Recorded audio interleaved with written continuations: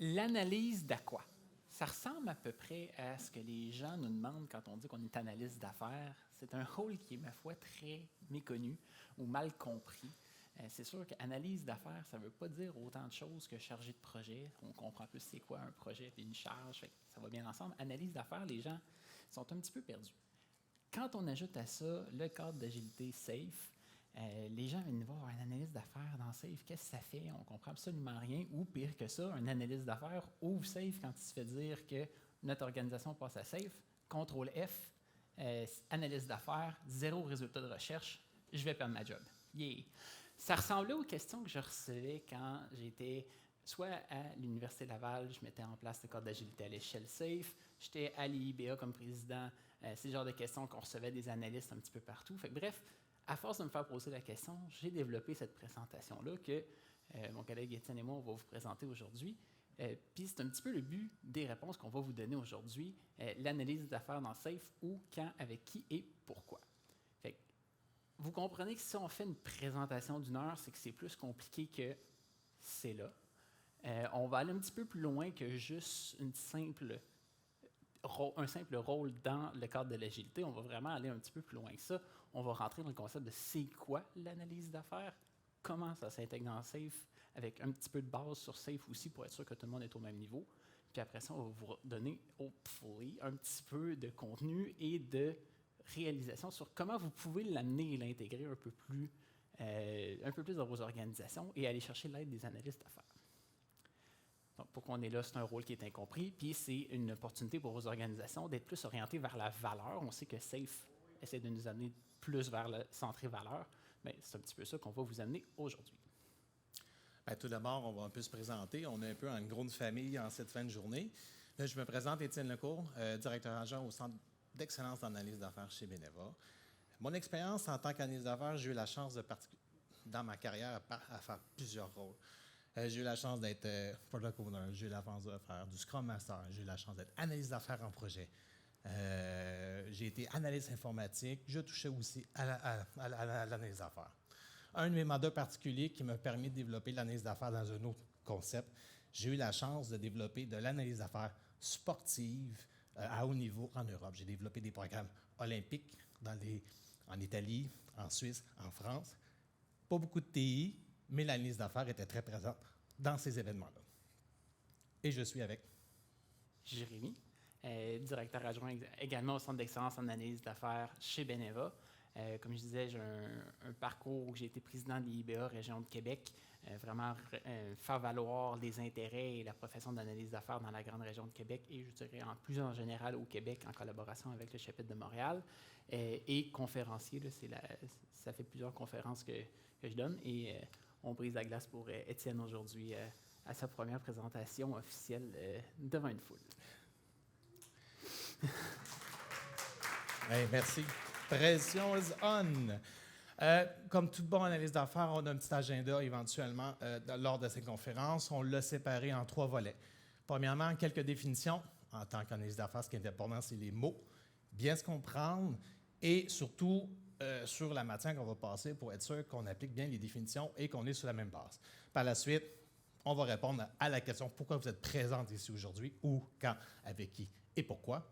Et on va finir un peu comme Jérémy l'a principé avec une petite mise en pratique concrète afin de tout assimiler la théorie qu'on va parler aujourd'hui. On va commencer dans les définitions au niveau des organisations. Il y a 2 grandes associations qui définissent ou essayent de définir l'analyse d'affaires.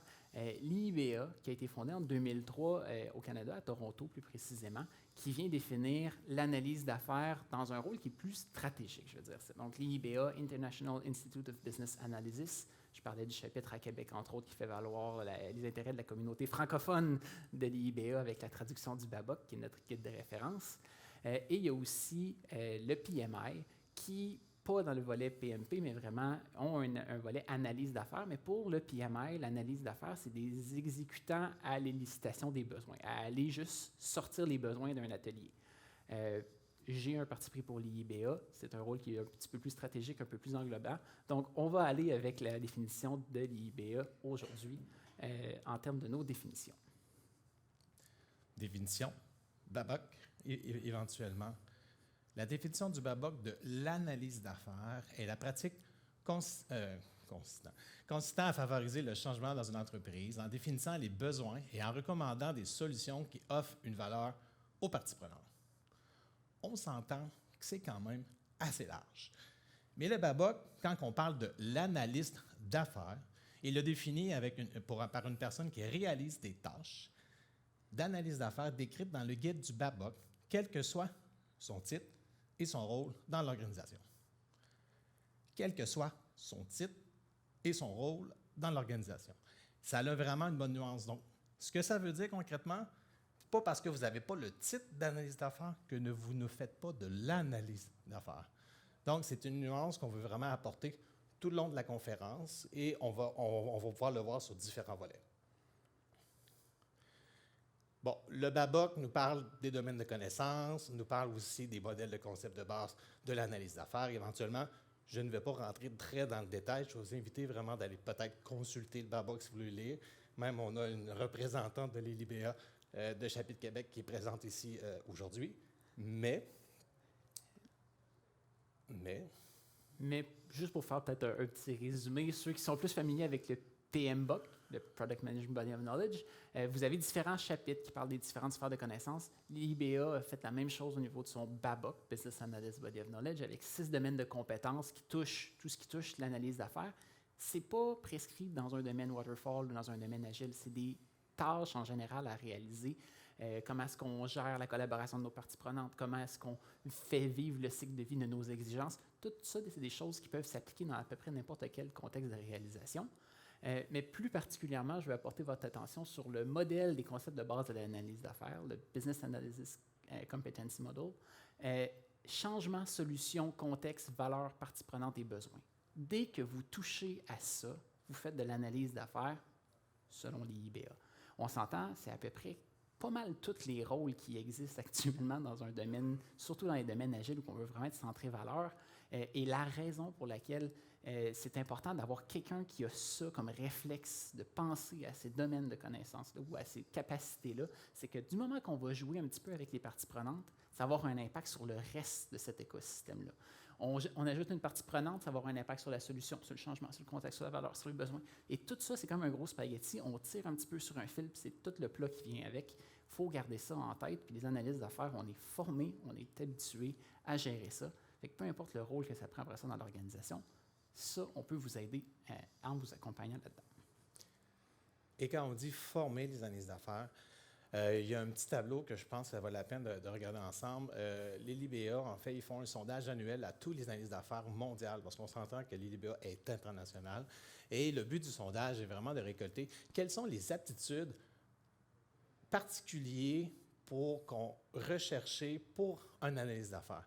Et ce qui est vraiment spécial de voir, c'est que pour être un bon analyste d'affaires, les habiletés de communication, de design thinking, d'organisation et de leadership sont quand même à tête de fiche. Donc, nécessairement, c'est des habiletés qu'un analyste d'affaires va l'avantager pour exceller dans son domaine. Donc, prenez ça en note. Et éventuellement, au cours de la présentation, on croit que ça va être vraiment une valeur ajoutée pour un analyste d'affaires. Ça, c'est la photo que j'envoie à mes amis, à ma blonde. Qu'est-ce que tu fais dans la vie? Fait que nécessairement, ce n'est pas toujours facile à comprendre comme analyse d'affaires, mais je l'envoie à mes amis. Mais pour moi, depuis le cégep ou l'université, l'analyse d'affaires, je le transmets par un traducteur. On est un traducteur entre le volet TI et le volet affaires ou partie prenante, vous pouvez l'appeler comme vous voulez. Ces deux personnes-là ont des besoins et ont des métiers. L'analyse d'affaires doit s'adapter au langage du métier pour pouvoir le communiquer de façon cohérente au TI afin de les deux de livrer de la valeur. Donc, ne pas négliger, la communication est une chose super importante et l'analyse d'affaires est là pour traduire les besoins dans les deux canaux. Aussi, l'IBA a ce qu'on appelle la certification agile, le AAC, qui est vraiment un axe de prendre l'analyse d'affaires, même si le BABA n'est pas structuré au waterfall à proprement dit, mais amener le mindset agile. Donc, on parle de garder le client au centre de nos réflexions, avoir une perspective où on est tout le temps en amélioration continue. C'est toutes des choses qu'on connaît avec l'agilité, mais l'IBA a déjà fait quand même plusieurs pas dans cette direction-là. Ceux qui sont analystes d'affaires et qui veulent en apprendre plus pour s'adapter à n'importe quel cadre d'agilité à l'échelle, l'extension agile du BABA est aussi une bonne place à commencer. Si ça vous intéresse d'en apprendre plus en tant qu'analyste d'affaires, ça peut être ça, mais on va arriver avec d'autres pistes aussi plus tard sur comment vous pouvez monter en compétences. En termes d'agilité, il y a un grand sage qui nous dit qu'il faut être ou ne pas être agile. Ça, ce n'est pas une bonne ou une mauvaise réponse. Si vous décidez de ne pas être agile, c'est très correct, mais il ne faut pas faire de l'agilité. Il ne faut pas juste faire une cérémonie pour faire une cérémonie. Le but, c'est d'avoir en tête qu'il faut s'adapter, d'avoir en tête qu'il faut se donner l'opportunité et la marge de manœuvre pour s'ajuster et être capable de changer. Donc, juste parce qu'on fait un Scrum, ça ne veut pas dire qu'on est agile. On peut être très, très, très waterfall si nos orientations sont définies et qu'on n'a absolument pas moyen d'échanger. Il faut garder ça en tête. Qu'est-ce que ça veut dire? Puis pourquoi est-ce qu'on parle de SAFe, entre autres? La raison pour laquelle on vous parle de SAFe, premièrement, on a de l'expérience les deux en SAFe, mais aussi SAFe, selon State of Agile, c'est le frame de référence en agilité à l'échelle le plus populaire au monde, avec plus de 26 %, c'est-à-dire au moins le quart. Mais je porterai votre attention sur le fait qu'il y a aussi à peu près 12 % qui disent qu'ils ont créé leur propre cadre d'entreprise. Puis ça équivaut à peu près aux 12 % de plus qui étaient dans Scale Agile Framework en 2023, qui est autour de 33-35 % des entreprises. Fait que beaucoup de gens, je pense, prennent SAFe et l'adaptent à la réalité de leur organisation. Voyez-vous, chez Beneva, on ferait partie de ce 12 % parce qu'on a pris SAFe, mais on l'a adapté à notre organisation. Puis ça, on va y revenir plus tard. On va jouer à un jeu ensemble. Le budget, il est passé là. Guess the acronym. À part Eric, qui sait qu'est-ce que SAFe veut dire? C'est le Scale Agile Framework. Puis c'est sûr qu'en faisant beaucoup de recherches là-dessus, ce n'était pas la solution la plus complète que j'ai trouvée, mais la définition préférée que j'ai vue de SAFe, qui me fait comprendre que ce n'est pas tout le monde qui l'apprécie au même niveau, c'est le Stupid Agile Framework. L'article était, ma foi, très intéressant, des très bons arguments, puis je comprends où est-ce que la personne s'en allait, mais je considère que c'est quand même un très bon framework pour au moins nous donner des bases, puis continuer à s'améliorer et s'adapter aux besoins de notre organisation. SAFe, c'est la puissance du Lean, de l'agilité et du DevOps. Aujourd'hui, on va rester plus dans un volet affaires. Fait qu'on va laisser de côté tout ce qui est partie DevOps pour se concentrer sur la gestion de la valeur et du besoin. Mais ça nous permet de fournir des produits et des services innovants de façon rapide, prévisible et de qualité.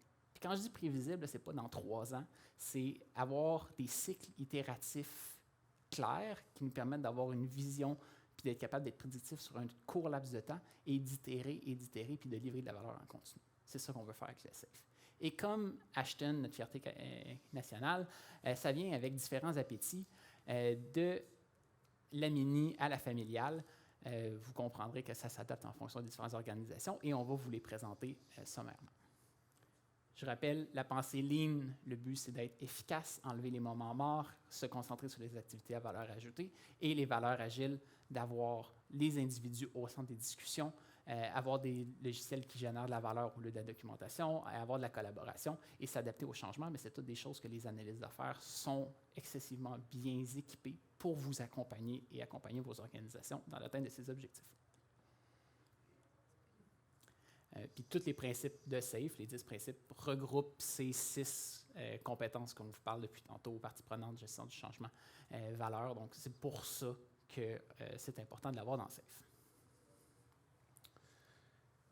Maintenant, on a parlé de Poutine. La première version de Petite Poutine, éventuellement, c'est SAFe propose un essentiel dans l'agilité. On va en parler un petit peu plus en détail.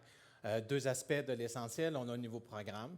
Et on a aussi le niveau équipe, éventuellement. Donc, je vais rentrer dans des petites définitions que vous voyez ici. Il y a des définitions qu'il faut essayer de comprendre un peu leur rôle. Et pour ça, on va y aller avec notre jeu Guess the acronym. avec PO.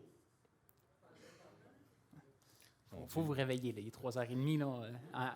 Allez-y avec joie. Là. Ils sont réveillés quand même. Donc, définition, on coule le partie théorique. Le Product Owner est un membre de l'équipe, est un membre de l'Agile Team responsable de la définition des stories et de la priorisation du Team Backlog. Ce que j'aime bien emmener quand on parle du Product Owner, c'est aussi qu'il y a un domaine de responsabilité autour du Product Owner qu'il faut quand même comprendre. Oui, il gère les backlogs.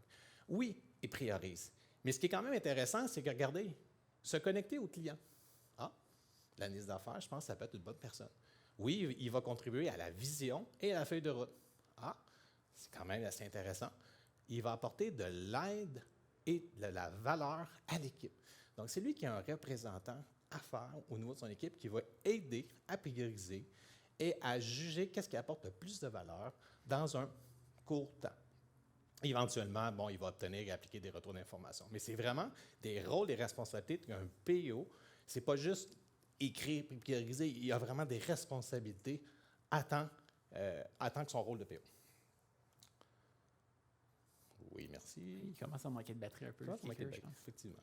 Ça prend 2 fois au lieu de 1. On poursuit notre jeu. Donc, on s'en va avec PM.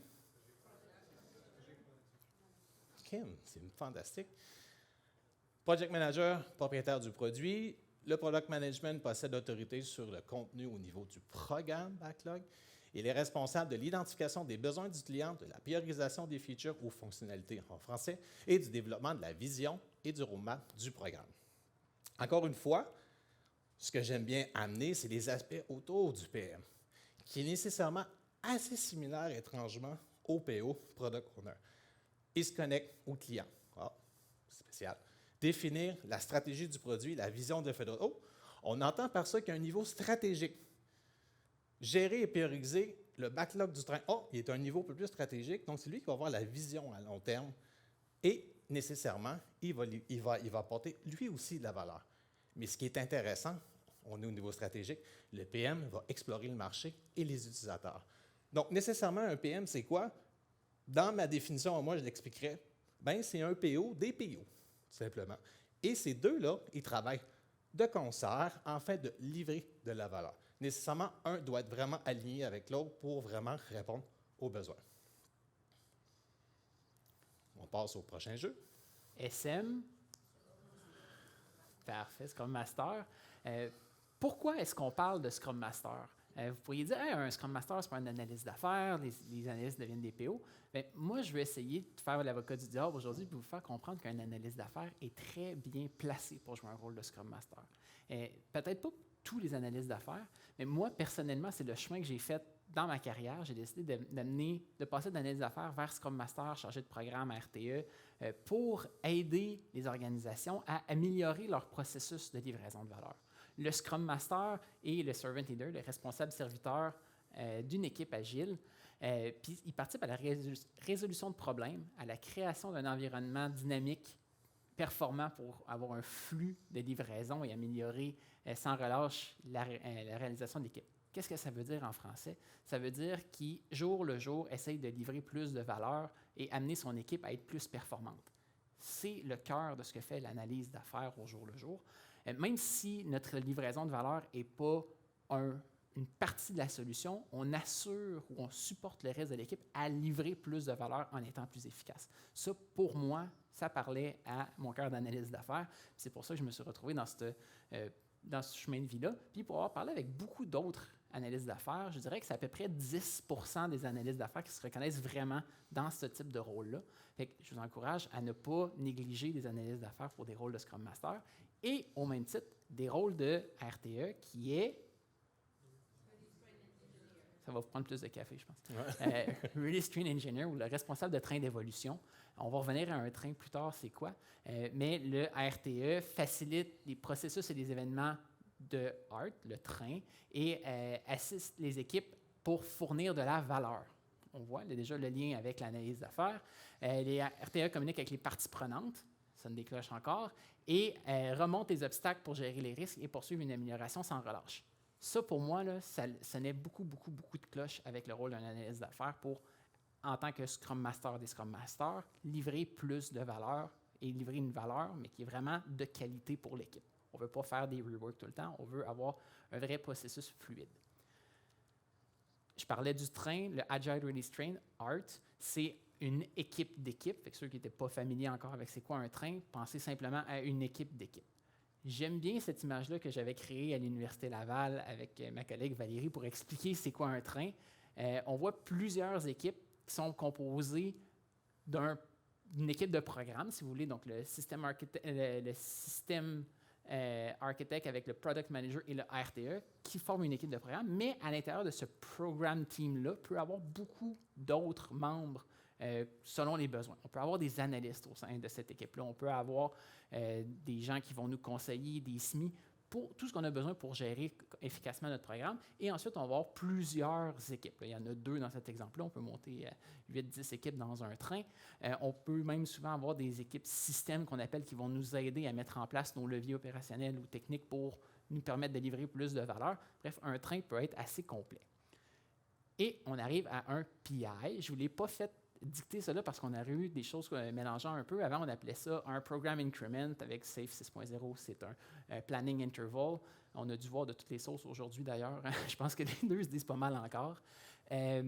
C'est quoi un Planning Interval? C'est une cadence fixe où que toutes les équipes avancent au même rythme.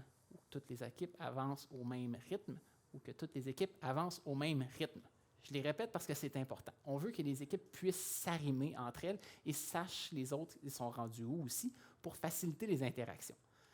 Encore une fois, je ramène mon petit train en bois. À l'Université Laval, quand on a fait ça, cet exemple-là, on avait des cycles de PI de 10 semaines composés de 5 sprints de 2 semaines. Donc, chaque petit bout de bois équivaut à une semaine. Ce cycle-là nous amenait à destination. Donc, la petite ville était des destinations. Au lieu de faire PI 1, PI 2, PI 3, c'était le PI Atlanta, PI Boston, PI Chicago, et ainsi de suite. Je ne sais pas, vous êtes rendu où, Yannick, dans les destinations?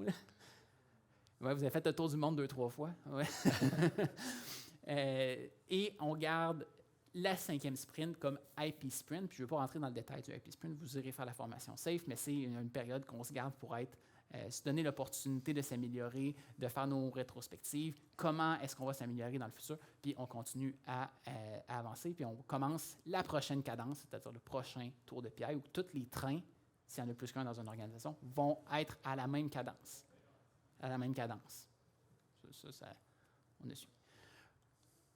Plan, do, check and adjust, ça vous dit quelque chose. Une équipe, à chaque sprint, s'améliore, fait son plan, do, check and adjust. On fait son cycle complet, on s'améliore, rétrospective, démo, Bien, quand on parle d'agilité à l'échelle, on va faire la même chose, mais au niveau du programme ou au niveau du train. Fait que le train, sur une cadence plus longue, va faire les mêmes étapes qu'une équipe pour s'améliorer puis se mettre dans une posture d'amélioration continue. Et quand on parle d'agilité à l'échelle, si vous n'étiez pas familier avec l'agilité à l'échelle, vous devriez comprendre que c'est les grosses équipes qui évoluent à un rythme un petit peu plus gros, mais c'est les mêmes objectifs de livrer de la valeur puis de s'arrimer. C'est ça que ça veut dire l'agilité à l'échelle. Et juste pour rendre ça encore plus clair, les différentes cérémonies qu'on a au niveau des équipes au centre vont être simplement amenées au niveau de l'équipe, du ART, pour réaliser les différentes choses qu'on a à faire, que ce soit au niveau des démos, de l'amélioration continue, l'alignement des mailés ou des daily, pour utiliser le terme anglais. Fait que vous pouvez juste comprendre qu'on montre à plus grande échelle quand on parle d'agilité à l'échelle. Ça va jusqu'à maintenant.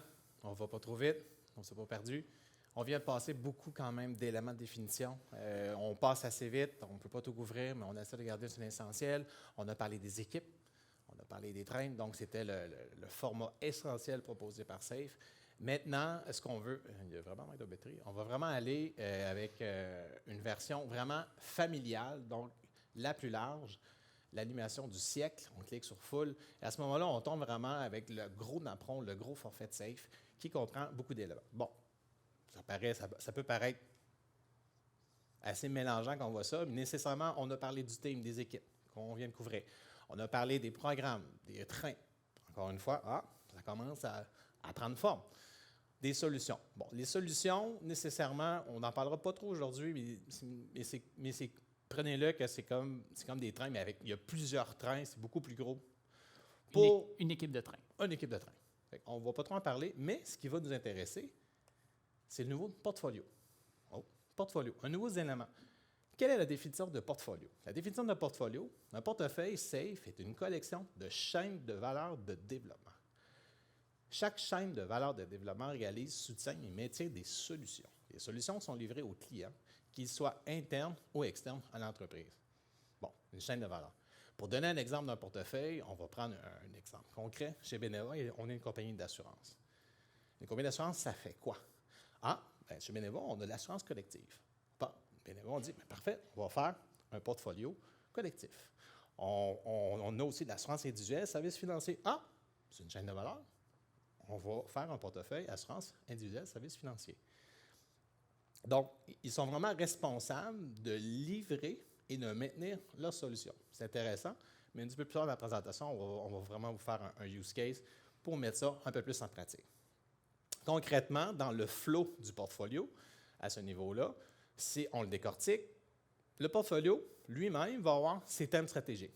Il va avoir sa propre vision, il va avoir son propre backlog au niveau stratégique. Ce qui est différencié et qui amène une valeur ajoutée un peu, SAFE propose une nouvelle façon de gérer le budget des projets. Bon, traditionnellement, les budgets, on donne un montant d'argent pour exécuter ce projet. SAFE amène une petite variante qui fait que le ligne budget, avec les garde-fous, on va dire, pour le portfolio, pour toutes les initiatives, voici ce qu'on te donne. Maintenant, tu dois, avec tes priorités, avec ta vision, avec tes ambitions, tu dois arriver dans le budget du portfolio. C'est une façon différente de faire le budget. Je ne rentre pas dans le détail, mais c'est vraiment une nuance qu'il faut vraiment comprendre. Par la suite, on va essayer de reculer. Comme toute équipe, il y a au portfolio, tu as des équipes qui sont dédiées, des analystes d'affaires, des architectes. Eux aussi, ils ont des travaux à faire, à creuser des épiques, des enablers, des leviers afin d'arriver à des solutions. Mais ce qu'il faut comprendre, c'est qu'un des livrables qui est important du portfolio, c'est le résultat de l'analyse de l'EPIC. SAFE propose le dossier d'affaires ligne, donc le ligne business case, qui classiquement couvre beaucoup les parties de dossier d'affaires classiques qu'on connaît depuis plusieurs années, mais vraiment condensé en quelques pages pour faire ressortir la valeur dans un détail minimal. Puis, juste dire ici, là, la valeur n'est pas dans ce document-là. La valeur est de déterminer si c'est un investissement qui vaut la peine, puis de passer rapidement en livraison pour aller livrer une valeur concrète utilisable, produit minimum viable, qu'après ça, sur lequel on va itérer. Faire un dossier d'affaires de 3 ans pour après ça le réaliser sur 5 ans, on n'en veut plus des projets comme Phoenix. Là. On veut être rapide et passer directement à l'exécution et à la livraison de valeur utilisable par l'utilisateur. C'est ça l'objectif. Et c'est pour ça qu'on essaie de réduire ça. C'est la théorie. SAFE propose ou suggère d'utiliser le niveau de portfolio. Pour les petites entreprises, on peut l'utiliser avec un portfolio. Une petite entreprise, on peut mettre toutes les chaînes de valeur dans le budget, et il peut vraiment quand même fonctionner. Un autre format que SAFE propose pour les grandes organisations, là, on vient avec beaucoup de portfolios, donc nécessairement, il va y avoir plusieurs chaînes de valeur. Donc, on parle ici d'une grande organisation. Quand on parle de grande organisation, par exemple, chez Beneva, nous avons aussi ce système-là de multi-portfolio. On a à peu près 6 portfolios actuellement. Donc, on tombe dans ce format large, si je peux dire ainsi. Et on a même le portfolio des portfolios pour prioriser au travers les différents portfolios. Fait que vous comprenez que la complexité augmente plus qu'on rajoute des couches, mais c'est important d'avoir un arrimage entre les initiatives des portfolios, gérer les priorités et tout ça. Donc, on a notre portefeuille stratégique, les 6 portfolios de secteur et ensuite les équipes de réalisation en dessous. Je vais passer rapidement sur Feature Story. Je sais que vous êtes tous des gens qui sont familiers avec l'agilité, mais je trouve ça quand même important de comprendre où est-ce qu'intervient le rôle de la définition et de la gestion de la valeur. Une feature est plus grande qu'une story dans SAFE. Je sais que le vocabulaire peut changer d'une méthodologie à une autre, mais nos features sont découpées en story. Vous allez voir le mot « enabler », c'est simplement un levier, ça peut être opérationnel ou technologique, qui nous permet de mettre en place des choses pour livrer notre valeur aux utilisateurs. Ça peut être au niveau des stories, au niveau des features, ou même au niveau des épiques. mais un enabler, voyez ça simplement comme quelque chose qui nous permet d'atteindre après ça nos objectifs importants à prendre en compte. Donc, au niveau du programme, on a les features. Au niveau des équipes, on a les stories. Comment est-ce que ça se passe quand on arrive pour faire un PI, quand nos PO, nos PM discutent sur c'est quoi les priorités? Bien, on va avoir notre programme backlog. Pour l'instant, on va simplifier tout ça. On a les features qui sont priorisées par le PM. Ensuite, les équipes, à l'aide de leur PO, vont prendre chacune des features et vont les découper en story dans leur backlog. Donc, en ordre de priorité, on prend la première feature, on l'assigne à une équipe. Cette équipe-là la décompose, la met dans son backlog, prend la deuxième feature, une autre équipe. On essaie de répartir les priorités comme ça pour qu'on adresse les plus hautes priorités en premier en prenant en considération les dépendances. On découpe comme ça et quand tout le monde est prêt, chaque équipe s'en va placer ses stories dans son programme board au PI planning. Et on laisse tout le temps le dernier sprint libre pour le IP sprint où on va faire la révision de comment ça fonctionne, nos démos et de se préparer pour le prochain cycle. Ça, c'est la théorie du PI planning. Une fois que ça c'est fait, bien là, tout le monde fait son spaghetti où on met les features, on met les dépendances entre les différentes features, entre les différentes équipes. Puis c'est là que la magie du PI planning arrive où que là, on va négocier. Ah, mais moi, je vais avoir besoin de ça plus tôt. OK, bien toi, si je change ça, je vais avoir un impact sur ça. Fait qu'il faut que tu t'arrimes. Tantôt, on mettait l'importance sur la cadence. Pourquoi il faut que tout le monde soit en même temps sur le même rythme? Parce que si j'ai besoin d'aller m'ajuster avec un autre train dans un autre portefeuille pour aligner ma dépendance, il ne faut pas qu'eux autres se soient déjà commis sur quelque chose, sinon moi, je suis déjà peinturé dans le mur. Il faut qu'on ait le temps d'être capable de travailler ensemble et de s'entendre sur c'est quoi les priorités. C'est pour ça qu'on fait des tableaux comme ça, puis c'est pour ça qu'on fait des PI planning, parce que là, sinon, les plans, ils ne tiennent absolument pas la route. Ouf! Côté agenda, où est-ce qu'on est rendu? On vient vraiment de faire une grosse partie. On a mis la table, on a parlé beaucoup de théories, beaucoup de définitions, mais au moins on a mis un minimum pour pouvoir parler le même langage. Maintenant, on tombe dans le cœur de la présentation, ou de la raison pourquoi probablement vous êtes ici aujourd'hui. On va aller dans le où, quand, avec qui et pourquoi. Question d'un peu de bouger. On va y aller avec une petite question à l'auditoire éventuellement. Je vous laisse un peu une réflexion de répondre à la question. Donc, qui est analyste d'affaires dans SAFE? Comment on va fonctionner à ce moment-là? Je vais nommer les réponses une par une et à main levée. Je vais nommer chaque réponse. Je vais vous demander si vous êtes pour cette réponse-là, je vais vous demander de lever la main. Donc, la réflexion est là. Taram. Donc, est-ce que vous pensez que le PO est analyste d'affaires dans SAFE? Parfait. On continue. Est-ce que vous pensez que le PM est analyste d'affaires dans SAFE? Bien. Est-ce que vous pensez que le Scrum Master est analyste d'affaires dans SAFE? J'en ai convaincu quelques-uns. Yes. Ah ouais? Est-ce que vous pensez que le RTE est analyste d'affaires? Oh! On a perdu des gens au combat. Et en dernier, on n'en a pas trop parlé, mais l'analyse de l'EPIC, c'est lui qui est au portefeuille, qui travaille principalement sur les Lean Business Case. Donc, est-ce que vous pensez que celui qui analyse l'EPIC est analyste d'affaires dans SAFE? Mon Dieu, excellent. Qui ne sait pas encore c'est quoi une analyse d'affaires?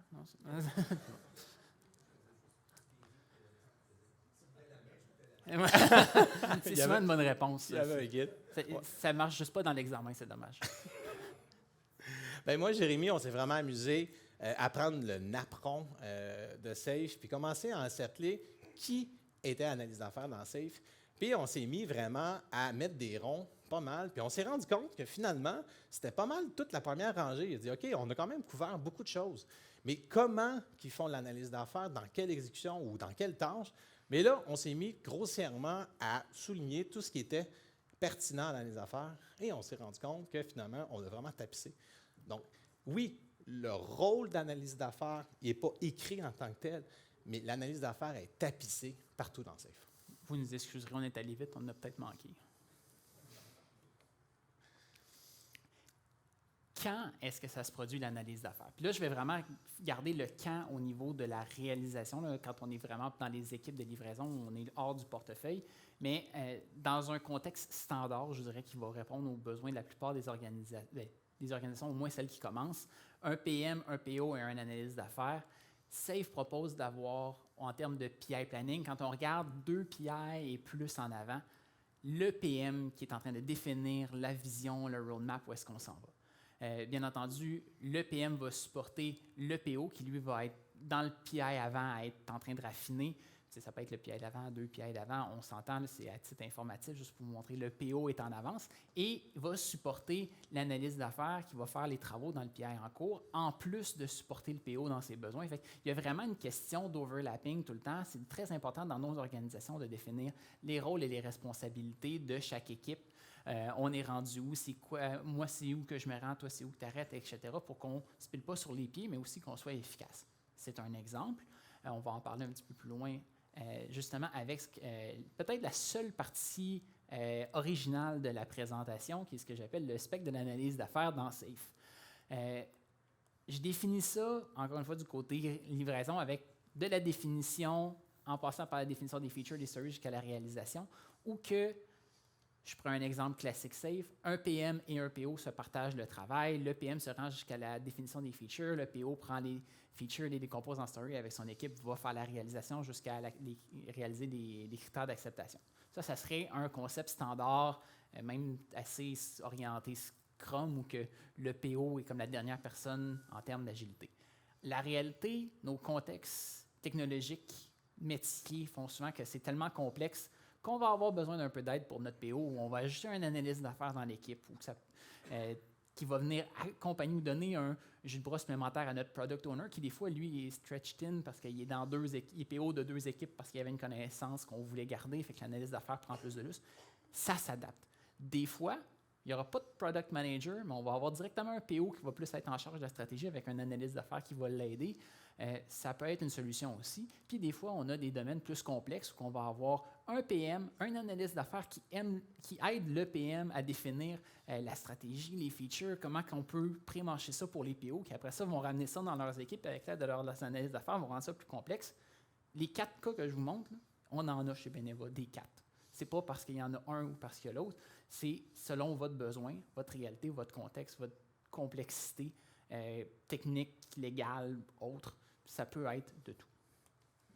Et pourquoi on fait ça? Bien, si ce n'est pas encore clair, le changement, les solutions, le contexte, la valeur des parties prenantes et les besoins, c'est tapissé de bord en bord des pratiques de SAFe. On a pris l'analyse d'affaires, puis il y a comme peinturé partout dans SAFe, et c'est pour ça l'analyse d'affaires dans SAFe. Avec ça, je pense qu'on a répondu à où, quand, avec qui et pourquoi. C'était une grande mise en contexte pour arriver à ces réponses-là, mais le vocabulaire précis, on en parlait tout à l'heure, avoir un vocabulaire précis nous permet d'être vraiment plus clair dans les démarches. J'espère que ça vous a clarifié les choses. Maintenant, on va tomber un peu dans un petit cas pratique pour essayer comment que ça peut se refléter dans la vie de tous les jours. On a vu la forme familiale, team, programme, solution, portfolio. Chez Beneva, on a créé un système de création de valeur. Ce qui est intéressant, c'est qu'il s'est beaucoup inspiré de SAFe 6.0. Comme ça, il y a beaucoup de couleurs, mais ce qu'il faut vraiment ressortir, c'est que chez Beneva, on a une section portefeuille. On en a parlé un petit peu dans les définitions. On les a créés par chaîne de valeur. Et on a ici, ce qui est intéressant, on a gouverné les portefeuilles de Beneva. Donc, c'est lui qui va donner des priorités et qui va les faire descendre dans les portefeuilles sectoriels, donc dans les chaînes de valeur. Et à ce moment-là, on a aussi chez Beneva une portion livraison qui englobe effectivement les trains et les équipes de réalisation, ce qu'on a parlé, tout ce qui est team et programme qu'on a fait référence. Bon. Concrètement, c'est une méthodologie. On a une approche similaire à SAFe, mais adaptée à notre contexte avec nos réalités et nos rôles. Mais là, on va passer dans un use case. Comment ça se reflète, cette méthodologie-là, en vrai? Bon, ce qu'on a fait, on s'est amusé. Mais comment ça fonctionne? Tu as une première personne qui arrive, « Hey, j'ai une idée de génie. Moi, j'aimerais ça faire telle affaire. » OK, parfait. Bien, cette idée de génie prend son chemin, tombe dans un entonnoir et se documente dans un backlog. Parfait. Tu as une équipe au portefeuille qui prend cette demande, une nouvelle demande qui vient d'être rentrée. Tu as une analyse d'affaires, tu peux avoir des architectes, tu as un Scrum Master ou un chargé d'initiative qui commence à creuser un petit peu davantage. « Hey, c'est quoi ton initiative? » Il commence à documenter. On crée un dossier d'affaires, le plus lean possible nécessairement. Et après ça, ce dossier d'affaires-là est présenté à un business owner. Là, ce qui est le fun, le business owner, c'est lui qui a la belle job de dire il se fait présenter un dossier d'initiative et il va avoir l'autorité de dire « Ah, non, moi, ça ne m'intéresse pas, ce n'est pas dans nos valeurs, ce n'est pas dans notre stratégie. » OK, fine. Mais dans un autre cas, s'il trouve « Ah oui, on pourrait aller chercher beaucoup plus de clients, ça pourrait générer énormément de valeur, oui, on y va. » À ce moment-là, il approuve le dossier d'affaires. Puis là, ce qu'il faut comprendre, c'est que le dossier d'affaires va descendre dans le backlog des trains. Les trains, ils vont tirer dessus. Mais ce qu'il faut comprendre, la nuance, c'est que ça se peut qu'un dossier d'affaires peuvent créer plusieurs initiatives dans un backlog de train. Mettons concrètement pour le cas, une petite initiative simple tombe dans le backlog.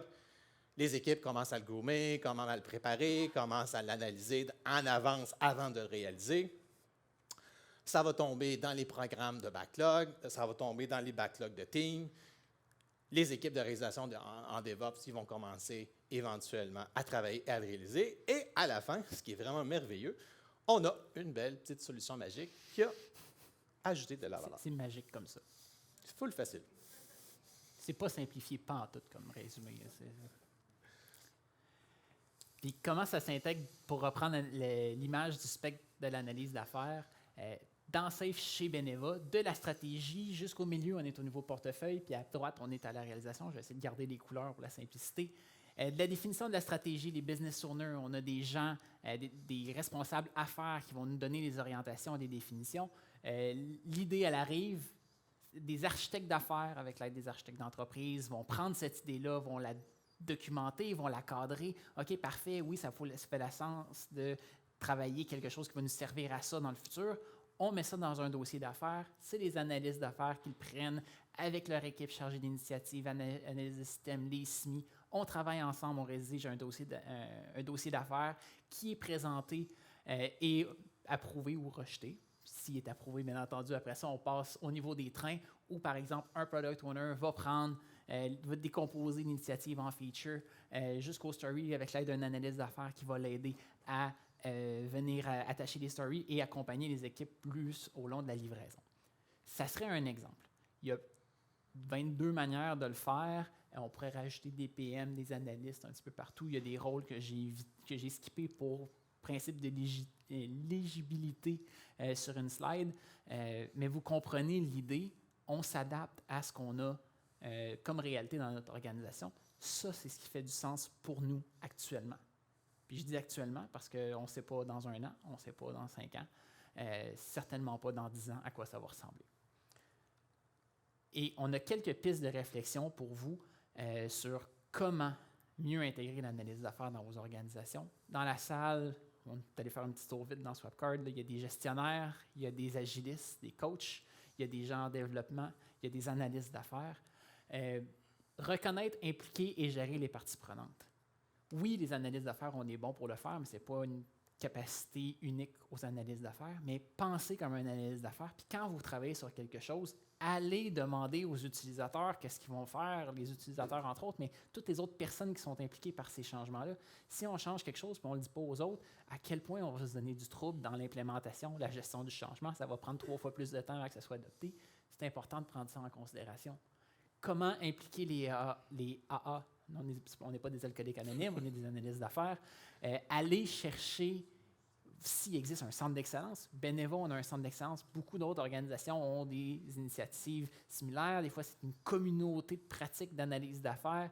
Il y a plusieurs noms que ça peut prendre. Si il n'y en a pas, puis vous dites hey, « ça prend ça chez nous », puis si vous ne savez pas par où commencer, contactez Marie-Laure, elle va vous dire par où passer. Petite shameless plug à Libéré Région de Québec. Il y a des groupes d'études, ils vont vous accompagner, des conférences mensuelles. On peut aller voir qu'est-ce qui se passe là.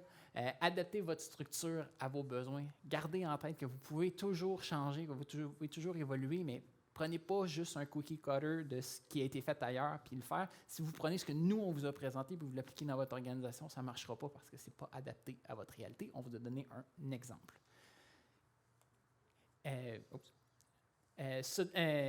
S'organiser autour de la valeur et non autour des tâches. Ça, souvent, c'est difficile parce qu'on veut tasser des billets dans Jira, puis aller vite, là, puis finir des tâches, c'est le fun des tâches, là, mais il faut s'assurer que ces tâches-là aient de la valeur. Puis pour que s'assurer qu'il y ait de la valeur, il faut que ce soit livré. Pas dans un pipeline, il faut que ce soit livré, utilisé. Ça, c'est quelque chose qu'on vous encourage à réfléchir. Comment est-ce qu'on fait en décomposant nos features en story pour que ce soit des actions qui sont utilisables, que ce soit des tâches qui vont vraiment livrer une valeur. Les analystes d'affaires, on est spécialisé en regrouper quelque chose, verbaliser quelque chose d'une manière que ce soit utilisable et compréhensible. Utiliser les gens dans vos organisations qui ont ces aptitudes-là, qui s'appelle un chargé de projet, qui s'appelle un SMI ou qui s'appelle un analyste d'affaires, c'est pas grave. Utilisez les gens qui sont capables de vous aider à bien définir ces choses-là, puis évaluer la valeur livrée et non pas le nombre de tâches que vous livrez. Ça, je pense, c'est le plus important, puis c'est le plus difficile à réaliser. Puis, tu sais, s'organiser autour de la valeur, c'est aussi une question que vous pouvez vous poser dans votre quotidien, dans votre réalité. Si vous avez à prioriser ou à prendre une décision, bien, en tant qu'analyste d'affaires, ça, vous pouvez consulter un analyste d'affaires. Mais pour vous aider à prioriser, bien, ça sert à quoi? Puis qu'est-ce que je vais gagner à la fin? Bien, essayez cet exercice-là, vous verrez que probablement, il y a certains éléments qui vont peut-être tasser, vous allez comprendre mieux ce qui sont livrés à la fin. On vient de conclure la partie « Comment ça se met en pratique dans vos organisations ». J'espère que ça vous a éclairci un petit peu plus sur le rôle de l'analyse d'affaires dans SAFE. Plus particulièrement, ça vous a aidé à répondre à la question « Analyse de quoi ». J'espère que vous comprenez un peu plus la réalité de ces gens-là dans vos organisations. C'est un rôle qui est encore, ma foi, méconnu, même si ça existe depuis plus de 20 ans, comme avec une association professionnelle. Ça va nous faire plaisir de répondre à des questions. Je vois qu'on arrive directement à la fin, fait qu'on vous propose de nous les poser autour d'une bière directement dans la salle d'à côté. Ça nous a fait plaisir d'être avec vous. Jérémy Guay, directeur adjoint au Centre d'excellence en analyse d'affaires de Beneva. Étienne Lecourt, directeur adjoint au Centre d'excellence en analyse d'affaires chez Beneva.